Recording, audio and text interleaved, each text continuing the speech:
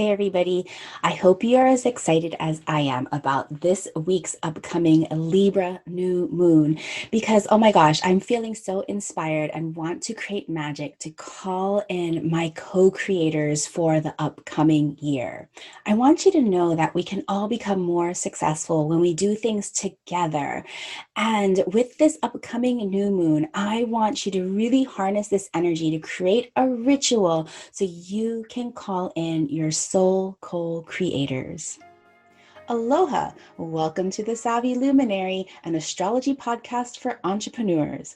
I'm your host, Leslie Tagorda, an Aquarius boss woman, a brand designer, and business astrologer. I help visionary spiritual entrepreneurs and impact makers just like you reach your highest potential and become the luminaries you are star charted to be.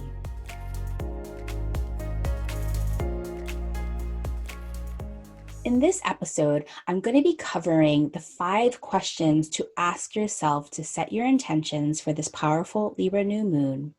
I'm going to be going over the astrology of this new moon because it's going to give you further insight on how you need to set your intentions for your ideal partnerships.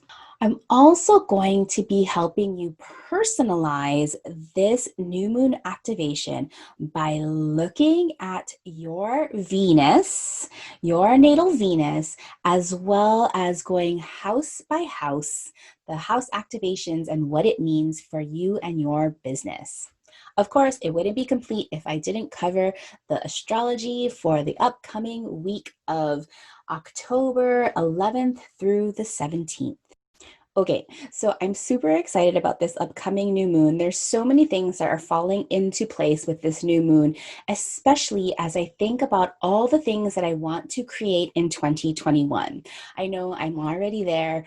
I used to create these new moon ritual kits called Bliss Kit way back before I started incorporating astrology into my branding business.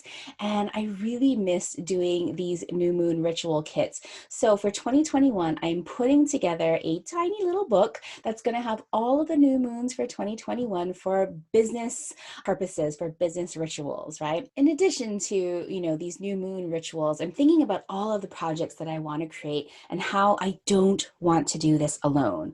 I've already been using my energy to kind of distill the intention that I want to create for this upcoming new moon and thinking about all of the people that I'd love to co-create with. And of course, these souls have seemed to have heard my call because I keep on getting little surprising messages from all these people that I've been kind of like using my energy to reach out to. For me, working in collaboration is my soul's potential with my North Node in the 7th house. And if I look at, my whole career as a whole, right? My biggest successes have always been when I've been working in this kind of fun, collaborative, not exactly competition. Let me explain. So in high school, you may or may not know, I was a band geek and an orchestra geek, and I was really competitive in high school. I played the clarinet, and I actually went to get a music degree at one of the best conservatories in the land in the United States, and I got my master's degree in music. But it all started off in middle school and high school because my best friend at the time in music was Wendy. Wendy and I lived, pretty close to each other. And so we would carpool all the time.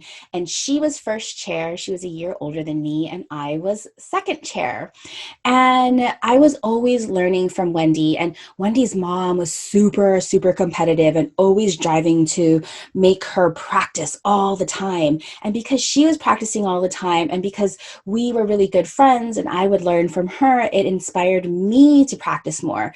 We also had the same private teacher, and it got to the point where in 10th grade, I know this is like a long time ago, and I tell this story kind of often because it really touches my heart and it kind of roots me to what it means.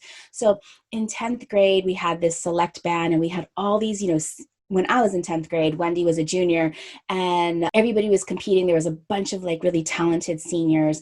And Wendy and I would practice after school and we'd practice to audition for the select band. And I was like, oh my gosh, I just want to get into the select band because there's so many talented musicians. And then lo and behold, when we actually took the audition, all of the fabulous seniors, my friend Wendy, everybody, we are waiting for the results. And first chair clarinet, who did it go to? It went to 10th grade Leslie. I was shocked. I was thrilled. I was happy. I think my friend Wendy was happy. I think my other senior friends were happy too. And it was just kind of this highlight in my high school career of really going beyond and overreaching what I thought was possible, right? So it was Wendy who really helped me ignite the excellence in my own talent. Now, fast forward 20 years, I had another business bestie. I had a short stint in corporate world back in the early 2000s. And there was a woman, Lisa, and she was a senior instructional designer at the corporation that I was in. I was a junior instructional designer, and we went to lunch all the time. And, we were mostly doing technical writing and instructional writing. We weren't really doing design, but she was really interested in design. And I'd always go over to her desk and see what she was doing. And she was dabbling in Illustrator and all the Macromedia products. And I got really interested in that also. And I would watch her do her thing. And she got so good. And I was like, hey, I want to be a designer too. And so I watched her. And eventually she left the job. And eventually I left the job. And we never really had to compete. But with Lisa, she really opened my eyes and like really pushed my excellence because I could see all the things that she was doing. She went on to become a psychologist, and I went on to become a web designer working on my own. And I wouldn't have been able to reach the design excellence if it wasn't for Lisa. And now in this kind of like third stage of my career, as I became a professional astrologer, even though I loved astrology all through sixth grade, like since the sixth grade rather, my another business bestie, my friend Bevan, she was a professional astrologer. She is a professional astrologer. And we would go to yoga together. And this is before I had kids. And we'd go to yoga together and we would go out to sushi. And all we would do is just like talk about astrology for hours and hours and hours on end. And it was because of Bevan, my learning and my love and my passion of astrology and just like where to go to get even deeper into the beginnings of my astrological career. It was because of Bevan. So I noticed the theme between all of these different points in my career that my excellence is closely tied with the support of another bestie, us co-creating and collaborating. So I hope in 2021, I will call in all of those wonderful co-creators. Maybe it's you. So with this episode, I want to try something a little bit different because I want to create the space for the learnings of this episode, the learnings of the stars to come true. And because we're talking about the Libra New Moon, and I talked about all of the Libra themes in episode 36 about Libra energy and our ideal customers. This time, we're going to take that learning a little bit deeper and really embed and imprint this energy in our businesses with this upcoming new moon. So I'd like to open today's episode with a theme, okay? The theme is inspired from this beautiful quote that I found from Helen Keller. You might know the story of Helen Keller. She was blind and deaf, but she still learned how to communicate. And there's this quote that I found on the internet about Helen Keller, and what she says is, "Alone we can do so little, together we can do so much." So let that quote set the theme for today. And our mantra is going to be, I attract my soul co-creators so that together we can rise. I'll repeat that.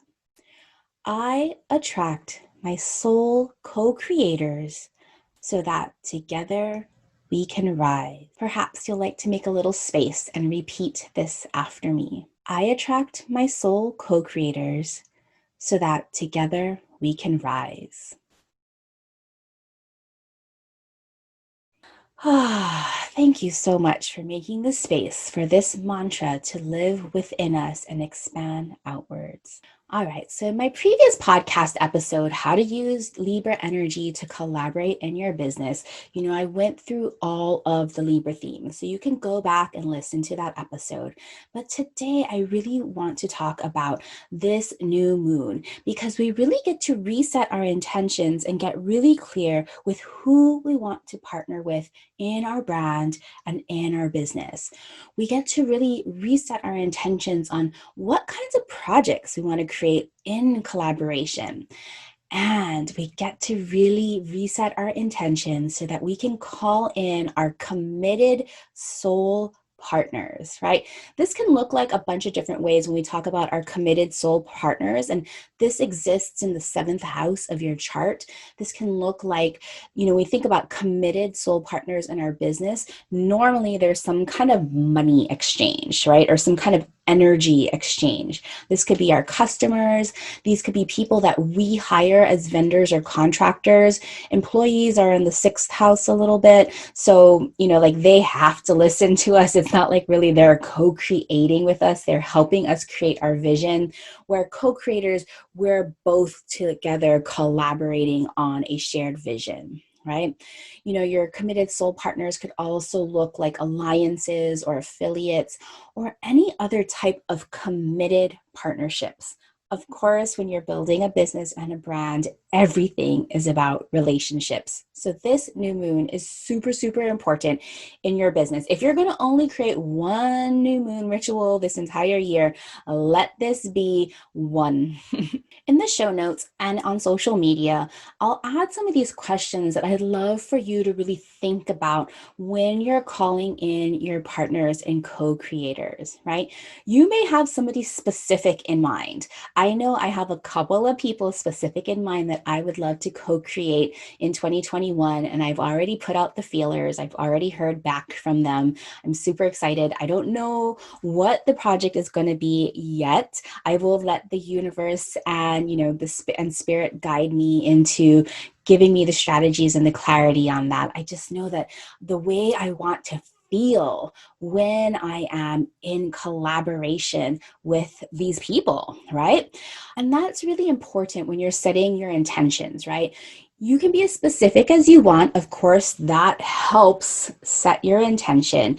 But the specificity to me is really more on about the energy and the feeling versus the metrics and the numbers. Like, right, okay, well, you might have a budgetary goal that you're trying to get or certain metrics that you're trying to reach. But if you say like, hey, I want to earn $10,000 on this one project, that kind of caps it off, right? So if you're going to give a metric to your intention, make sure that it's more expansive and abundant. So something like, I would love to earn or receive $10,000 or more from this project, right? Something like that. But getting back to partnerships and setting your intentions for your business, I want you to think about these 5 questions, okay, as you set your intention.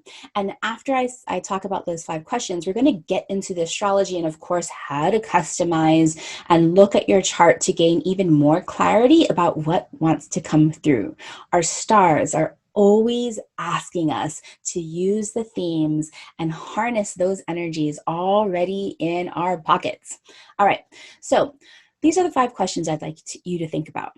So number 1, who do you want to be by your side? All right.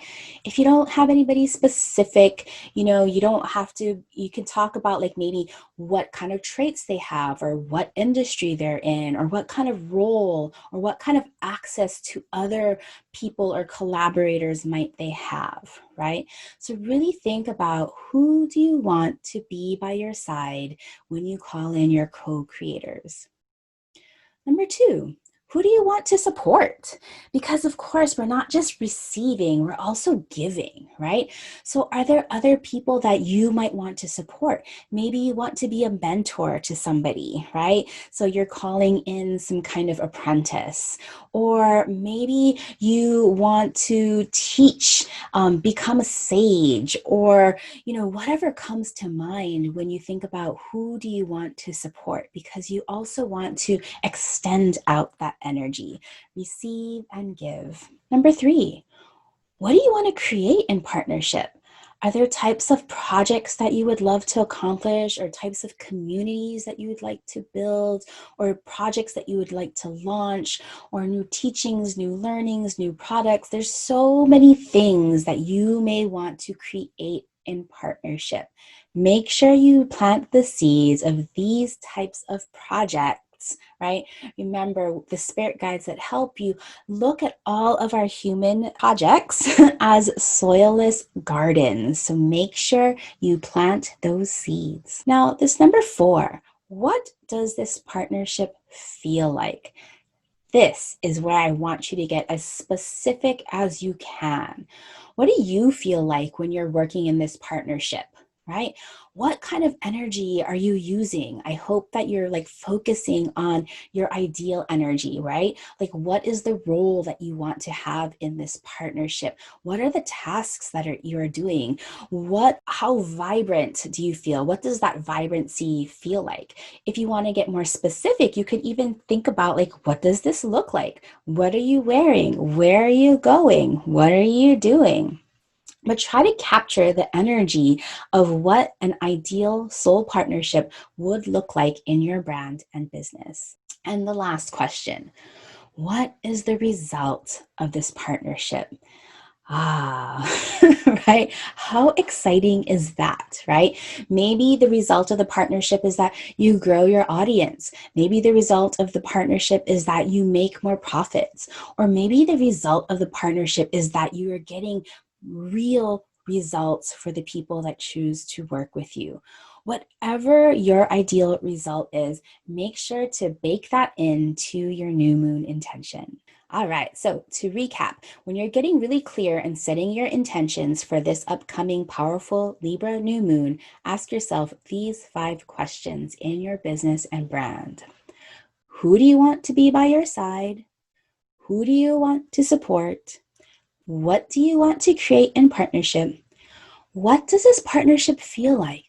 And what is the result of this partnership? All right, so let's take a little look at the astrology of this upcoming new moon. So new moon happens on Friday, October 16th.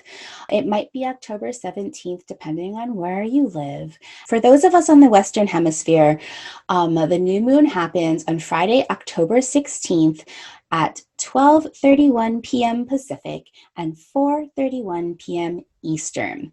This is a beautiful Libra new moon at 23 degrees 53 minutes, where the sun and moon meet exactly at that degree. Now, I have a chart posted in the show notes for this episode, so you can take a peek at the chart if you are astro curious. And you don't even really need to look at the chart to kind of see the intensity. There's all of these red lines, and there is a big, what is called a T-square happening. So a T-square is kind of like the triangle that forms from a half of a big square, where there is a 45-degree angle. Oh my gosh, it's pretty intense. So at the exact time of the new moon, both the moon and the sun are opposing Mars retrograde in Aries. Whew. So the imprint of this new moon activation is going to carry this Mars retrograde energy that is being asked to be integrated, right? Anytime we have an opposition, we have 2 opposing energies that are wanting to be integrated together to work in harmony and balance, even if they might have different intentions. So the questions that you might want to ask yourself when you're setting your new moon intentions in your partnerships is, how can you use use your energy more wisely, right? When we talked about how do you want to show up and the energy that you want to create and how you want to feel, making sure that you are using your own unique energy and that you're working in your own unique motivation, that you're not giving into collaborations where you're not honoring your unique motivations and drive and initiative, right? As Oprah Winfrey says, don't settle for a relationship that won't let you be yourself. And this goes for in business as well as in life. Now, the T-square is happening from that Capricorn stellium, right? We still have pretty close together both Jupiter and Pluto and Saturn. They're all still stacked up in Capricorn. They have been dancing this together this whole 2020. Jupiter represents expansion, Pluto represents potency, Saturn represents structure, all in Capricorn. It feels like 2020, we've come to a standstill. I've talked lots about this. I won't go deeper into it there, but this stellium is kind of really butting heads with both Mars in retrograde as well as the Sun and Moon in Libra for that new moon. Now, so they have a lot to play, right? So what this is asking us is, your old idea of partnerships. These are not the new ideas of partnerships that you're building, right? What of those old types of partnerships, like maybe you have like old clients that you no longer work with, or you have old affiliates or old ways of working that just don't work for you anymore? This is being asked to be torn down, right? Because you have more things to build.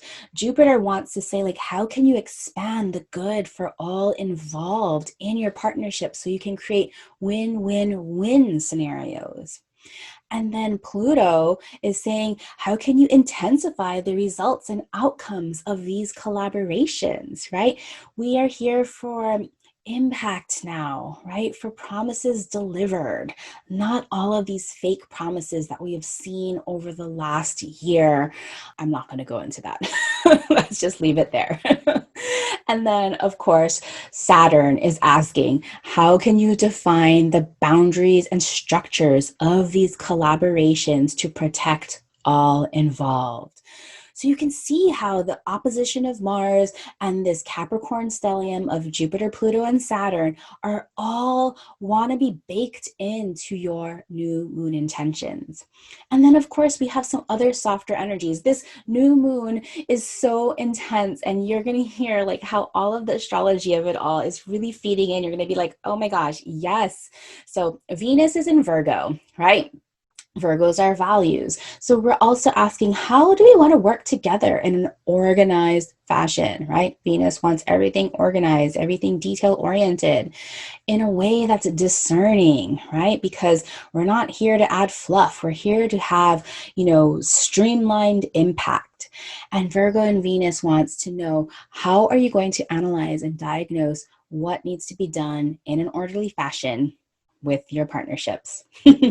Of course, during this new moon in Libra, Mercury is also going to be retrograde at the time, and it's still in the opposition of Uranus. All right, like we have this Mercury Uranus in orb opposing. We talked about oppositions being integrations, right? So Mercury retrograde in Scorpio is all about how can we rethink our intuition, and Uranus is about breakthroughs, right? So with this new moon ritual that you're going to create your ideal partnerships, how can your intuition help you break through? How can you use your intuition to tap into what wants to come through? And how can you be open to unexpected surprises and innovations? You never know what's going to pop up when you're open. Of course, Venus is trining Jupiter, so beautiful flow between these two earth practical energies that want to build something together. So with this Venus in trine, it's like, what can you build together, connect together that is going to be both auspicious and expansive for us all? Again, win-win situations. Venus opposite Neptune is wanting you to connect through spiritual means. Remember earlier I was saying that as I'm, putting together my new moon intention for this powerful new moon, I've been thinking about it for weeks and like really thinking about the people that I want to call in. And they've been naturally coming to me and just sending me messages. I'm like, wow, I love how this works. And then we have a little bit of opportunity with Neptune sextile Jupiter. And anytime there's a sextile, there's an opportunity, but you got to work for it. And this is an opportunity for expansion when you bring in your spirituality and your gratitude and inspiration. Oh my gosh, I think that this is so powerful of a new moon. All right. So if you want, right, I'm hosting a new moon circle and ceremony for entrepreneurs. I'm going to be going through this and looking at everybody's charts to see which house is being activated so we can really personalize our intentions. And you know that our intentions are so much more potent when we do them in circle. So I love collecting an intimate group of women entrepreneurs to come together so that we can set our intentions together. So if you'd like to join me for this next new moon ceremony, it is on Friday. We are going to be harnessing the most potent time of energy for this new moon ritual together. If you'd like to sign up, head on over to thesavvyluminary.com/new moon. It's a pay what you can. I really want to make this available to everybody. We, of course, have a suggested sliding scale to pay, but more importantly, I'd love to have you there. Head over to thesavvyluminary.com/new moon. So we can't talk about Libra New Moon without talking about your Venus, right? Your Venus in your brand represents what you value, how you add value, and how you value connecting with others. In traditional astrology, of course, Venus represents love and everything beautiful and connecting through romance. And in business astrology, the same is true, right? And we're going to take it that next step further because in business and brand astrology, our Venus is how we add value and the way we connect with others.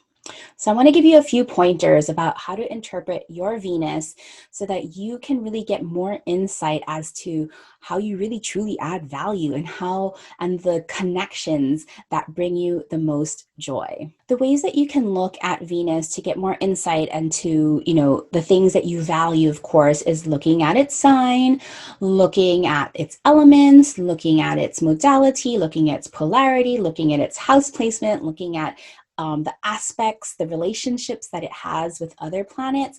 We won't have time to go into all of that today. If you want to go deeper into learning about houses and how to read your chart, remember I have a low-cost training, How to Read Your Natal Chart for Business, where you can learn all about the houses, and you can go to thesavvyluminary.com/read to get access to that training. But let's dig into Venus, okay?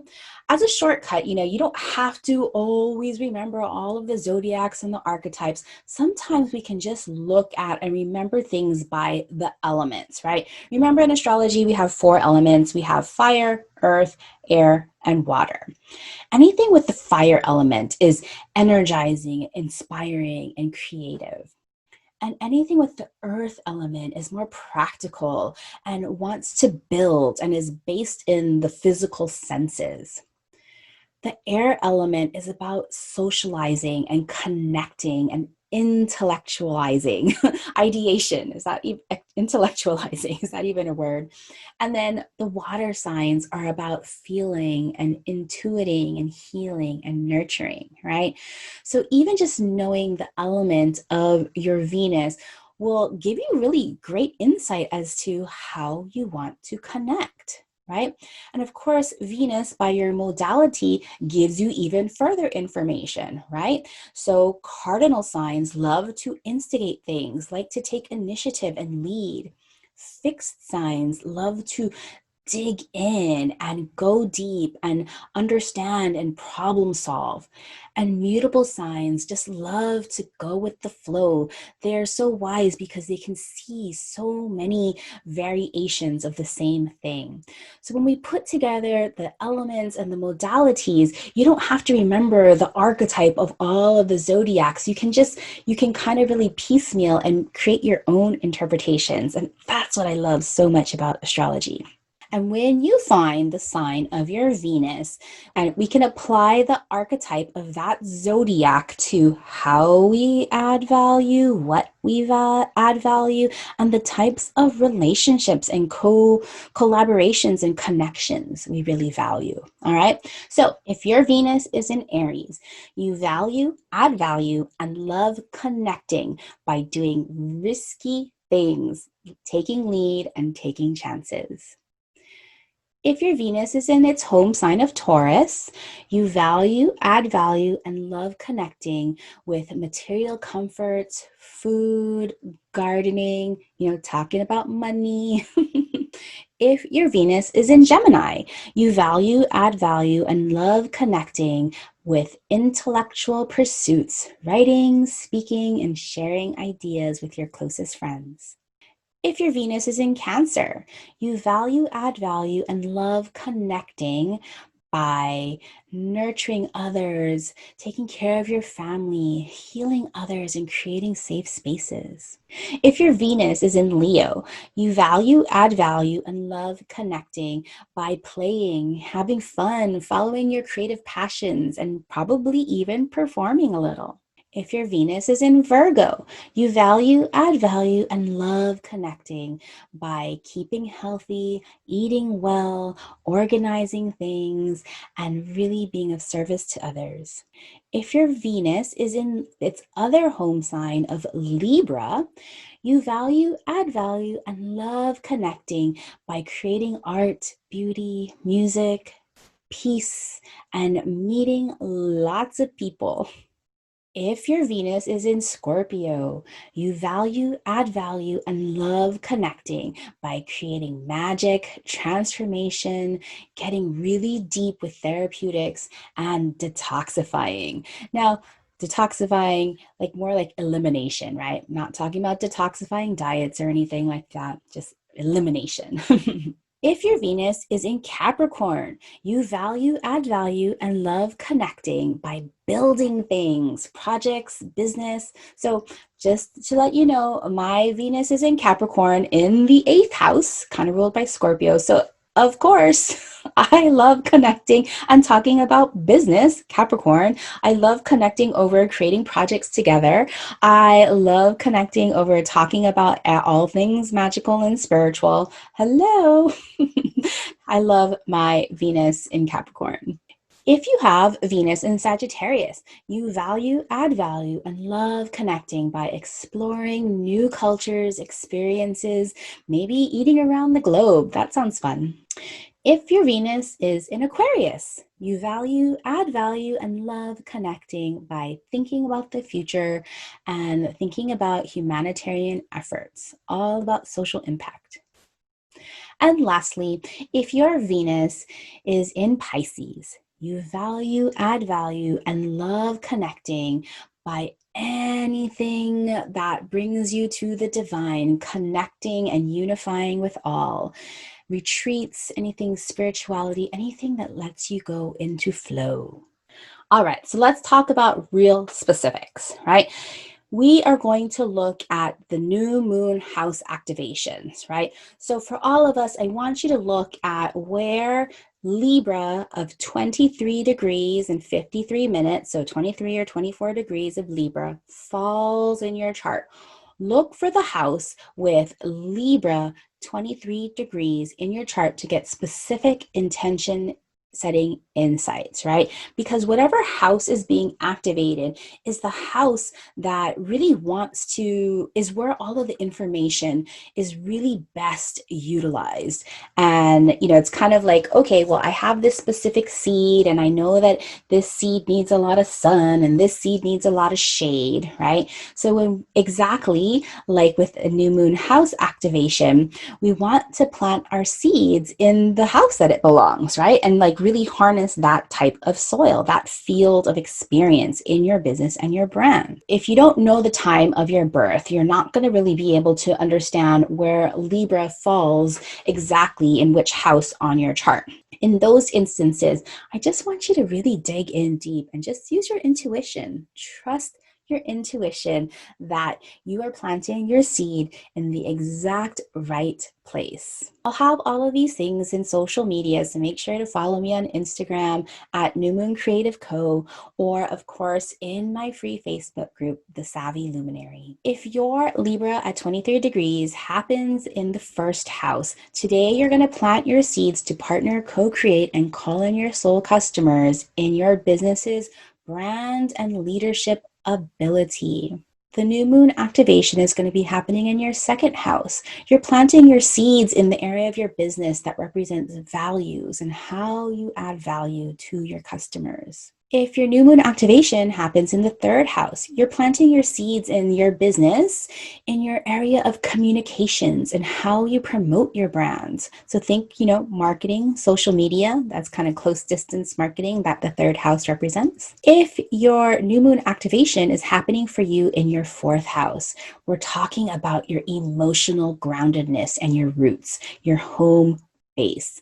You need strong foundations and roots to rise. If you're planting your seeds in the fifth house for this new moon activation, you're planting your seeds in the area of creative joy, play, and purpose. This is where I'm going to be planting my seeds for this new moon intention. If you're planting your seeds in the sixth house, we're talking about the area of your business that represents your day-to-day operations, your systems, your automations, and all your ability to delegate and automate. If you're planting your seeds in the seventh house for this new moon activation, you're planting your seeds in the field of collaboration with your ideal customers and co-creators. The seventh house is exactly the major theme of this new moon. If you're planting your seeds in the eighth house, then you're going to be planting your seeds in the soil of the ability to transform and heal. We need this kind of energy. If you're planting your seeds in the ninth house for this new moon activation, you're really growing your seeds in the field of expansion and ideal vision, your larger, more global community and public. If you're planting your seeds in the 10th house for this new moon activation, you're planting the seeds in your professional life, your ultimate mission in your work and how you deliver it in the way that is aligned with your ultimate success and achievement.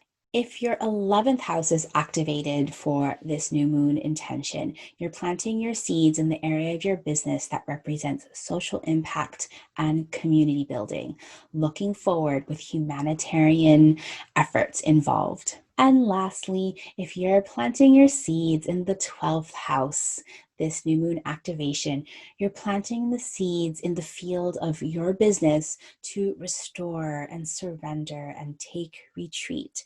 It's time to get connected to unity. All right, so just a reminder, you are totally invited to join me in a new moon circle where we will together be setting our intentions with the new moon in Libra. It happens on Friday, October 16th at 2 p.m. Pacific, 5 p.m. Eastern. To register, head over to thesavvyluminary.com/new moon. With all of the new moon intentions, you get a worksheet. I do live chart readings for first 10 people to register that show up live, and we have so much fun connecting in circle.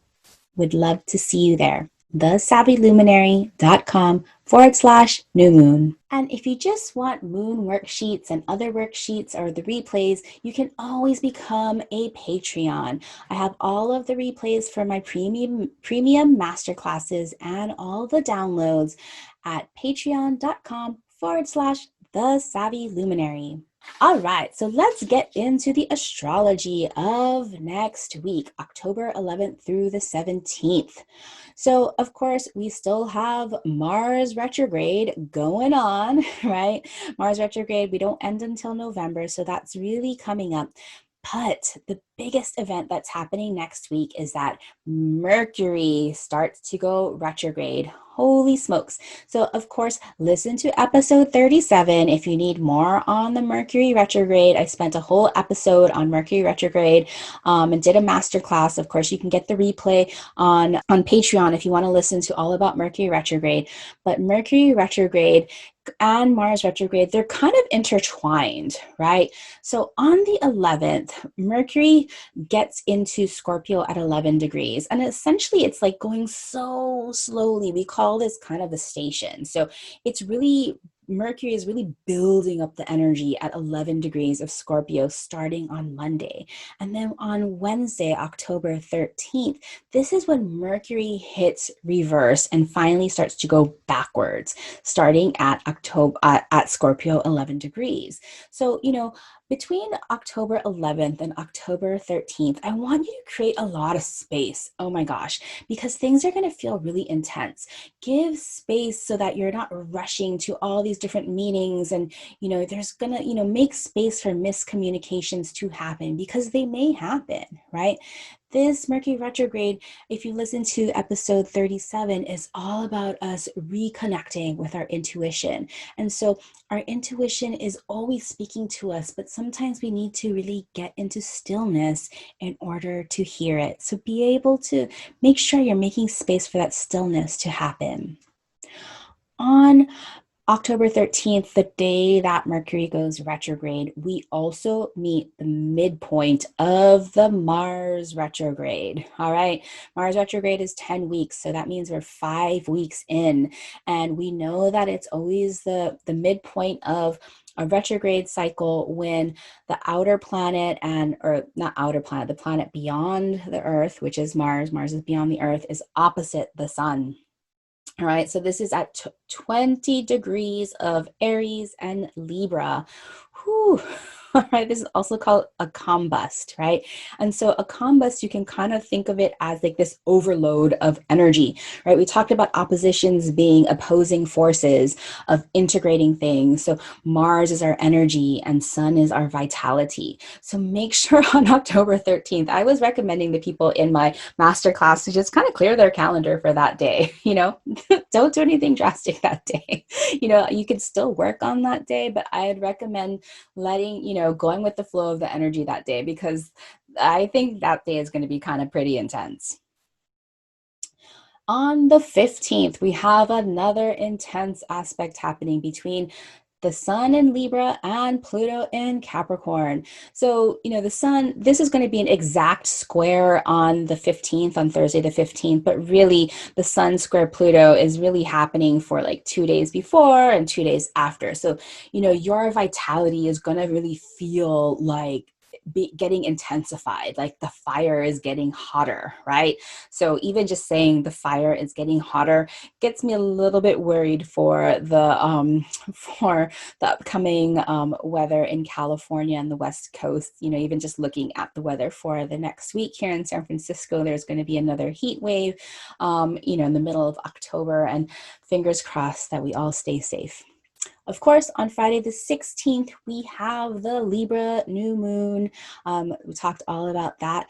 And, that's the astrology for the week. So be kind to yourself, make lots of space for stillness, and really start to tap into your own inner power and your own inner energy. So Thank you for joining me for this episode and for making space to learn about astrology and how you want to star chart your own success. So let's close our episode today and reaffirm our mantra that we started with. The mantra was, I attract my soul co-creators so that together we can rise. I love that. I'll just repeat it one more time.